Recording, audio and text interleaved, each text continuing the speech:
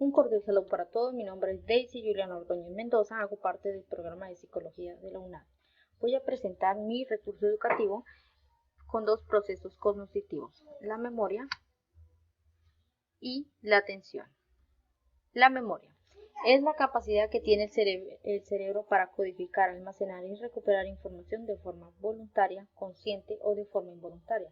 De acuerdo a Banyard, de 1995, cuando se memoriza, en primer lugar se necesita codificar la información, de modo que pueda formar alguna clase de representación mental.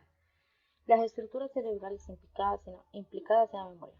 Dice, los estudios experimentales, así como los clínicos en humanos, resulta entre las estructuras cerebrales relacionadas con la memoria el hipocampo, el tálamo, la amígdala del lóbulo temporal, cuerpos mamilares y el cerebelo, entre otros, dicho por Hugo Solís, 2009. Entonces, el hipocampo, que está implicado en la codificación y en la consolidación de la información. El cerebelo desempeña un papel en el aprendizaje de motor y aquellos recuerdos que requieren habilidades y de coordinación. Y por otro lado tenemos las amígdalas, que están asociadas a todo lo que tiene que ver con la memoria emocional. Los ganglios también desempeñan un papel en la ayuda de la adquisición de hábitos y respuestas a los estímulos. Tenemos los lóbulos, el frontal para la memoria de trabajo, el parietal participa en la memoria verbal o de corto plazo, y el occipital es el que es responsable del reconocimiento y la representación de objetos. Bueno, el tiempo en que la información está almacenada delimitará los tipos de memoria que existen. Bueno, vamos a conocer los tipos de memoria. Empezaríamos con la memoria sensorial, que es la que permite que llegue información de distintas modalidades sensoriales, visual, auditiva, táctil, etc. Su función operante es de segundos y la entrada de la información es muy rápida. Fuenmayor y Bichasmil, 2008. Por lo tanto, que es almacenada por un breve tiempo. Entre esta memoria conocemos dos tipos, que es la memoria icónica, específicamente de estímulos visuales, o sea, de imágenes que entran en la retina, y la memoria eicoica, que se refiere a los sonidos que llegan al sujeto.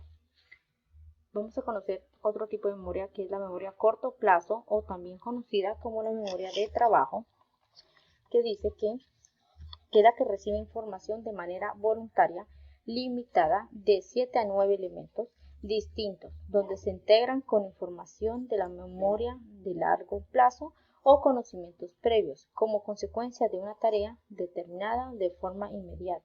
Por ejemplo, cuando leemos un libro y recordamos el significado de alguna palabra para comprender en sí a lo que se refiere el texto. Asimismo, se decide qué información pasará a la memoria de largo plazo o al olvido, dice. Bueno, esta memoria tiene una organización interna conocida como el modelo de Van der Leyen, dice, compuesta por tres sistemas. El primero es el ejecutivo central, que es la encargada de tomar las decisiones de forma voluntaria, respetando la memorización de la información. Entonces, que está centrado con dos sistemas. Bueno, al estar controlado por estos dos sistemas está el lazo articulatorio, que es el que almacena información verbal de manera temporal, pasándose por medio de palabras, y es la agenda visoespacial, que almacena información visual y espacial durante el tiempo, es decir, basado por medio de imágenes. Vamos a conocer la memoria de largo plazo o permanente. Esta está constituida por todos los conocimientos y experiencias y saberes que se almacenan a lo largo de la vida. La mayoría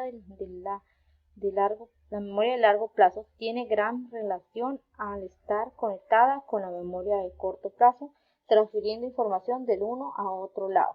Entonces, vamos a distinguir distintos tipos de memoria de largo plazo. Está la memoria explícita o declarativa y la memoria implícita o procedimental. Entonces, la memoria explícita hace referencia a todos los recuerdos que se pueden traer de forma consciente de eventos o hechos específicos. Está dividida entre la memoria episódica y entre la memoria semántica. La episódica es la que se hace referencia a todos los recuerdos a todas las experiencias personales, a todos los recuerdos personales. Y la semántica es la que incluye significados, palabras, conceptos. Se encarga de memorizar información relevante para nuestro proceso de aprendizaje. Bueno, al hablar de la memoria implícita o procedimental, se hace referencia a todos los conocimientos que se usan en la vida diaria para desempeñar acciones de forma inconsciente, como escribir, como montar bicicleta, etc. Vamos a conocer las patologías de la memoria. Entre ellas tenemos pueden ser orgánicas o funcionales, y está la amnesia, que es la pérdida de memoria, puede ser total o parcial, donde la persona es incapaz de conservar o recuperar información almacenada anteriormente. Según el tipo de memoria afectada, se distingue la amnesia retrógrada, que es la pérdida de recuerdos previos al accidente, y la amnesia anterretrógrada, que es la incapacidad de almacenar nuevos recuerdos. Tenemos el síndrome de Wernicke-Korsakoff, que dice que es un trastorno cerebral, una forma inusual de amnesia, pues combina dos trastornos: el estado de confusión encefalopatía de Wernicke y una amnesia prolongada a lo largo plazo llamada síndrome de Korsakoff.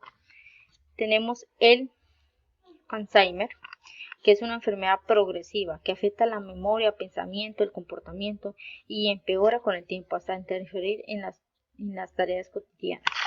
Y la esquizofrenia es un tratamiento mental grave que afecta la capacidad de una persona para pensar, sentir y comportarse de manera lúcida. Entonces, pasamos al otro proceso cognitivo, que es la atención, que es el proceso de captar lo que ve o escucha a un determinado estímulo o objeto. Entonces dice, la atención también tiene una fuerte relación con otros procesos y consiste en una especie de selección, organización de la información que llega de diferentes fuentes. Entonces, las estructuras cerebrales implicadas en la atención principalmente están estas: la formación reticular, que se asocia con el mantenimiento de un estado de alerta, con lo cual el cerebro está dispuesto para recibir información.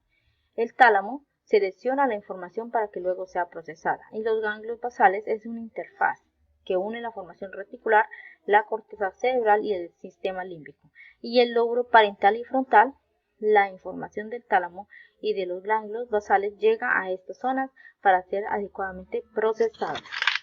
Entonces, vamos a conocer los tipos de atención, que entre ellos se clasifican según la actitud del individuo, que tenemos la atención voluntaria, dice que es cuando una persona puede prestar atención a un determinado objeto o objetos por la voluntad propia. Cuando es la atención involuntaria, que es aquella que sucede cuando un estímulo por su fuerza captura nuestra atención, como por decir, cuando escuchamos un ruido y inconscientemente volteamos a ver, entonces el estímulo nos capta la atención de nosotros. Podemos decir que también se clasifican según la modalidad sensorial. Puede ser atención visual o atención auditiva. Por decir, atención visual se refiere a la disposición espacial. Este fenómeno permite detectar los estímulos en un contexto visual complejo. Y el estímulo auditivo, aunque no podemos mover las orejas igual que los ojos para captar diferentes estímulos auditivos, sí que podemos elegir lo que escuchamos, es decir, podemos centrar la atención en un estímulo auditivo u otro. Bueno, hay otros tipos de atención, como decir la atención selectiva o la atención focalizada. La atención selectiva es la que se determina en un estímulo concreto o tarea determinada, descartando otros irrelevantes que pueden interferir en el proceso. La atención sostenida se refiere cuando tenemos que utilizar la atención durante un largo periodo de tiempo. La atención dividida es la capacidad de atender y procesar simultáneamente dos o más demandas de estímulos. Y la atención concreta, que es la capacidad que tiene una persona de centrarse su atención de forma mantenida y constante. Las patologías o trastornos de la atención, la mayor La mayoría son por déficit de atención. Entonces, la primera la conocemos como la TDA, que es el trastorno de déficit de atención, muy regular en los niños. Entonces, es una afección neuropsiquiátrica común en la población infantil. Muy bien.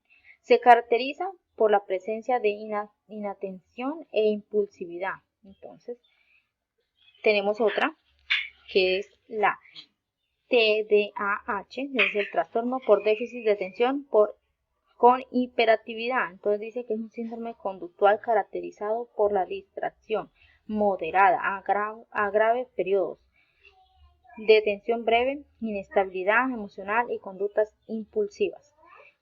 La otra tenemos la hiperprocesia, que es la hiperactividad de la atención, característica de trastornos con ideas delirantes, suele ser característica en los delirios, estados ansiosos, maníacos y depresivos.